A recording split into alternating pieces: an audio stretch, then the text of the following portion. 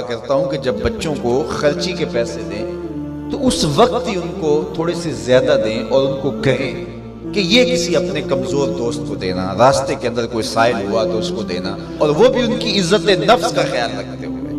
یہ جو نمائش کا جذبہ پیدا ہو گیا اور یہ جو سیلفی کا زمانہ آیا، اور اس نے تو رہی صحیح کسر ہی نکال دی۔ وہ کسی زمانے میں کہتے تھے نیکی کر دریا میں ڈال، اور پھر وہ زمانہ آیا کہ نیکی کر اخبار میں ڈال، اور اب ہے نیکی کر فیس بک پہ ڈال۔ اب تو وہ تقوی، وہ جو للہیت، وہ تو ختم ہی ہوتی چلی جا رہی ہے۔ آج کل وہ اجتماعی شادیوں کا ایک رواج پیدا ہوا۔ ایک دفعہ مجبور ہو کے مجھے کہیں جانا بھی پڑا، تو وہ میرا پہلا اور آخری موقع تھا۔ تو میں نے وہاں کہا کہ آپ نے مجھے جس مقصد کے لیے بلایا ہے، میں اچھائی کے کاموں کی تحسین کرتا ہوں، لیکن یہ منظر آپ کا مجھے اچھا اس لیے نہیں لگا کہ زندگی میں 3 مرحلے ہر شخص پہ آتے ہیں۔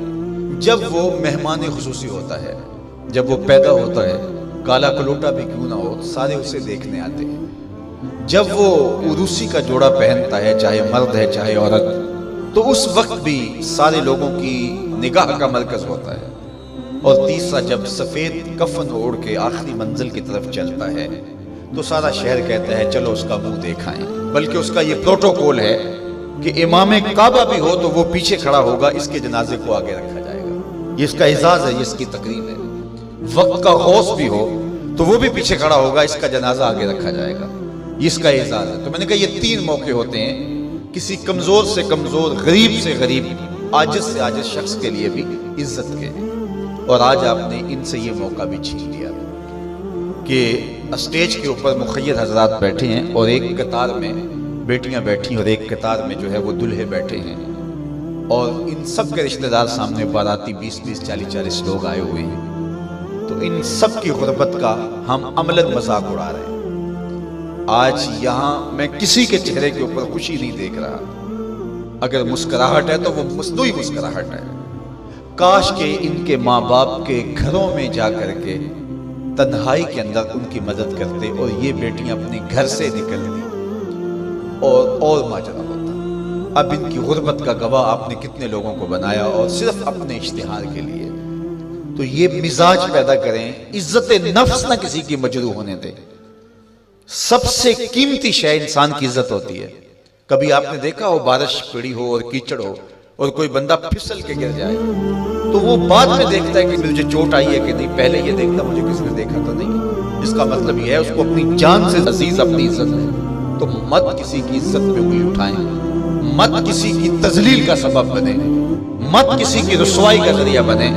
لوگوں کو عزت دیں۔ جب تک غلامی موجود رہی، حضور نے فرمایا کہ جو خود کھاتے اسے کھلاؤ، جو خود پہنتے اسے پہناؤ۔ تو تمہارے بھائی لگتے ہیں، ان کے ساتھ حسن سلوک کرو۔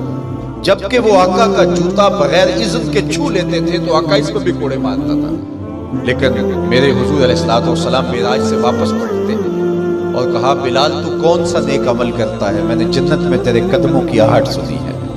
کیا خیال ہے ایسے ایک جملے نے دور غلامی کی ساری تھکن اتار دی تھی ہوگی، اور غلام فرش اٹھ کے فراز عرش پہ نہیں پہنچ گیا ہوگا؟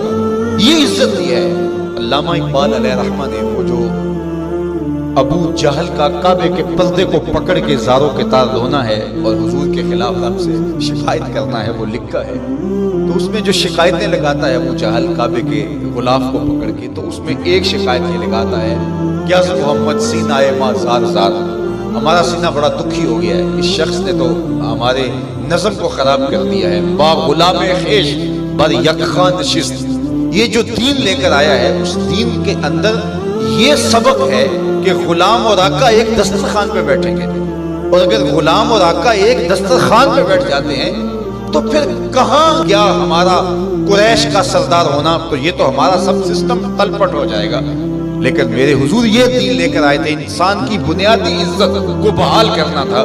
اور حجۃ الوداع کے موقع پر حضور نے پاؤں تلے جس طرح کسی چیز کو روندا جاتا ہے اس طرح کچلتے ہوئے فرمایا آج کے بعد میں تفاخر ختم کرتا ہوں، کسی عربی کو اجمی پر، کسی اجمی کو عربی پر کوئی فخر نہیں ہوگا۔